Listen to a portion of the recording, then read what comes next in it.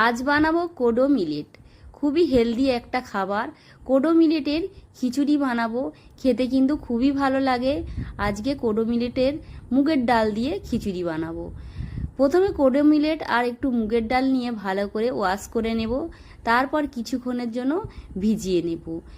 Kodo millet বানানোর জন্য কিছু সবজি ভেজে নেব।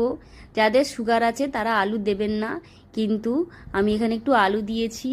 প্রথমে সামান্য ঘি দিয়ে জিরে কারি পাতা দিয়ে দেব, তারপরে আলু, একটু ঝিঙে পটল আর কোডো মিলেটটা দিয়ে দেব। সামান্য নেড়ে চেড়ে একটু নুন আর হলুদও দিয়ে দেব।